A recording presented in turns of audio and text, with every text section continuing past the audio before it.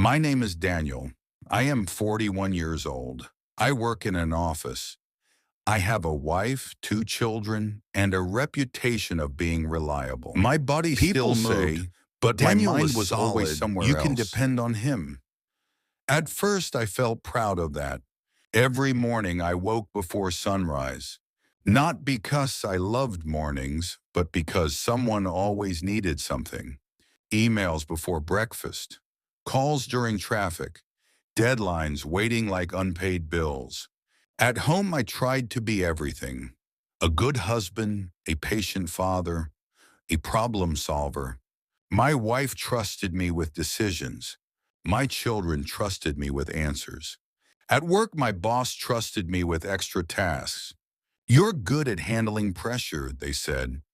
So they gave me more pressure. I rarely said no, not because I wanted to help, but because I was afraid to disappoint. Lunch was eaten quickly. Dinner was interrupted by phone calls.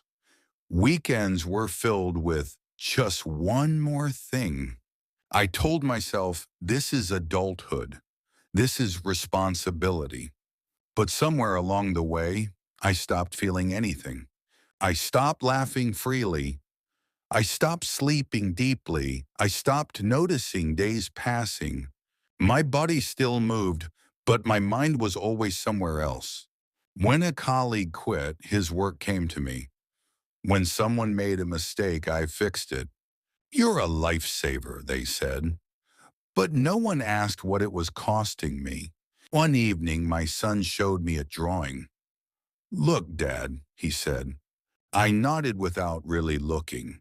I was answering an email. He walked away quietly. That silence stayed longer than the email. That night, I lay in bed staring at the ceiling. My chest felt tight. My thoughts wouldn't slow down. I wasn't sad. I wasn't angry. I was empty. A few weeks later, it happened. During a meeting, my hands started shaking. My heart raced. My breath felt trapped. I excused myself and sat alone in the stairwell, confused and scared. The doctor called it burnout. Not weakness, not failure, burnout. "You've been running without rest," he said. "Even strong machines break." That sentence stayed with me. At home, I finally spoke. "I'm tired," I said. Not joking, not smiling. The room was quiet. We talked. Really talked. I stopped answering work calls at night. I delegated tasks. Some people were unhappy. I accepted that. I started taking walks without my phone, eating without rushing, listening instead of fixing. I was still responsible, still kind, but no longer invisible.